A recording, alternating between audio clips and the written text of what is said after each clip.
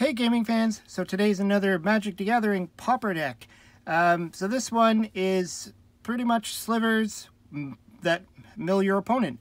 So I was trying to come up with a good mill deck, a deck where you focus on emptying your opponent's deck and then they have no cards left and then they lose the game. So Pauper doesn't have a lot of the really good mill cards out there like Traumatize and a lot of really strong mill cards. So it's really hard to find some decent ones. And I came across Screeching Sliver.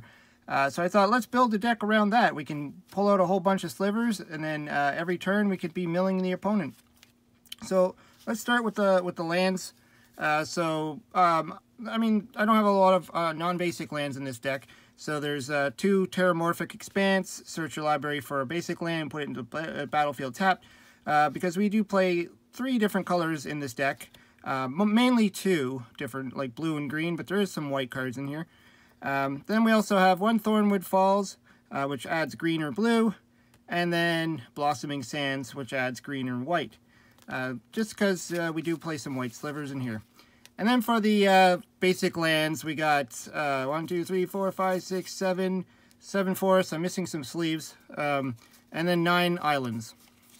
So that's the lands. Let's get to the creatures.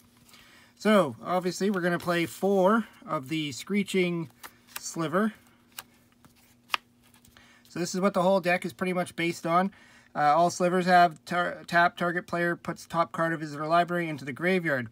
You're also going to need your slivers to stick around to block and to attack and all that stuff if need be, but you're really not attacking in this deck anyways. So we have because a lot of blue in this deck, so we're going to have 3 of the Wing Sliver. All slivers gain flying, so this will help if your opponent's playing like a lot of flying creatures. Now your slivers can block the flyers, because essentially what you're going to want to do is try and boost up your slivers enough that they could stand up in battle if your opponent attacks you, and then after that tap them all to mill your opponent's deck. Then we're playing 4 Gemhide Slivers. So these are, all slivers have tap to add 1 mana of any color to your mana pool. So that's going to come in handy because you play a lot of cards that require like 2 blue, or there's, like I said, there's a white sliver in here. Then we got 4 Muscle Slivers. This is to beef them up. All slivers get +1/+1. So like I said, you're going to want to have your slivers out to defend your life points. Because that's one of the hard parts about mill decks. Like I've seen some other builds where people play Fog and they just try to stall out that way. I figure the slivers themselves can be your little stall tactic. Get them big enough. So we are playing 3 of the Sinew Sliver. I just put 3 in. I mean, you could go for 4 if you want. I just figure because you don't play a lot of white, and we have a little bit of mana fixing in here. So I mean, it's easy enough to pull them out, but we also want to boost up our slivers. And so that's it for the creatures.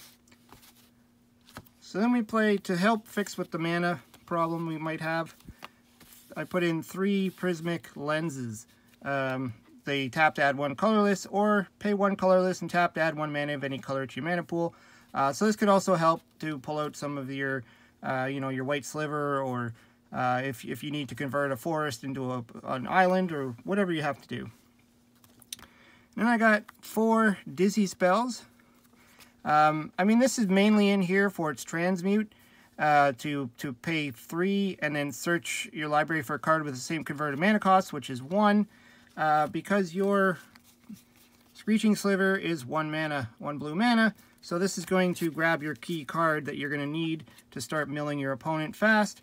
But it also has this other effect of target creature gets -3, -0. So I guess that could come in handy if your opponent thinks they're going to exchange monsters and then, crash into yours and kill your sliver. But you could surprise them by reducing their power to who knows what, -3, and maybe kill their creature. So we got 4 Arcane Denial for the next one. So this is pretty much your counter spell of the deck, or one of the counter spells of the deck. And it allows the spells caster to draw up to 2 cards during the beginning of the next turn's upkeep. So again, you're getting cards off their deck. It's not always the best way to get it into their hand, but still better than nothing. I mean, it's optional, I think. And then you get to draw a card at the beginning of the next turn's upkeep as well, so it does give you a little bit of card drawing. Then I'm playing 2 more counter spells, which is Induce Paranoia. So this is counter target spell, and then if black was spent to play Induce Paranoia, the spell's controller puts the top X cards of their library into their graveyard, where X is that spell's converted mana cost. So that's going to also help mill the opponent's deck. You do have the blue, and you can pull the black out. You got your artifact that can convert your mana into black if you need to, plus your sliver, your green sliver, which gives all your slivers tap to add 1 mana of any color to your mana pool. But so I only put 2 in here because I look at this as more of a late game card. You're going to want to wait and like counter something that has a bigger casting cost, or you know, unless you have to cast it early. But it is 4 mana, so it's a little bit of a gamble. Then I added 1 Freed from the Reel. I was trying to decide if I wanted more because, you know, the card could be redundant. But it's pretty cool that you can pay blue. You just enchant one of your slivers, and then you can just continuously untap it. And so your sliver can now tap to mill a card, and then you can untap it to mill another card, and untap it, depending on how much blue you have, of course. I just thought that would be, you know, that will help to get the milling going a little faster. Then I'm playing 4 of the classic Vision Charm. So this is target artifact phases out, or put the top 4 cards from target player's library into his or her graveyard, which is probably the effect you're going to go for, and or all lands of 1 basic land type become your choice until the end of turn.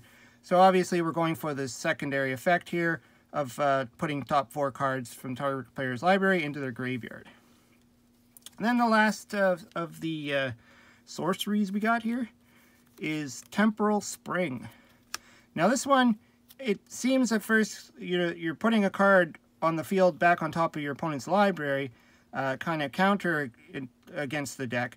But actually I was looking at it more of a removal, because you can at any time just mill that top card. So you're not destroying, you don't have to worry about cards that are indestructible. So you can put anything you want on the field, a land, whatever, put it onto your opponent's deck, and then just mill with one of your slivers to get rid of it. Also, you know, if there's just something really big or something, you know, you just gotta remove it from the field. It's just a good way of removal. There was other cards I was looking at that was just blue to just put a creature on top of the deck. But then I stumbled upon this card. I'm like, well, blue, green, and white, or sorry, colorless, and it's any permanent. So, I mean, even though you're adding to the deck, you're going to be probably getting rid of something that you're, you know, could be there to destroy you or giving you a really bad day. Anyways, yeah, this is the Sliver deck. Like I said, this is mostly about milling. I mean, you could attack, I guess so, if you want. If your opponent's wide open, you might as well just attack. You'll probably win the game faster. Anyways, let me know what you think. Throw some comments down below. Always like to hear what you have to say. Hope you subscribe. Talk to you later.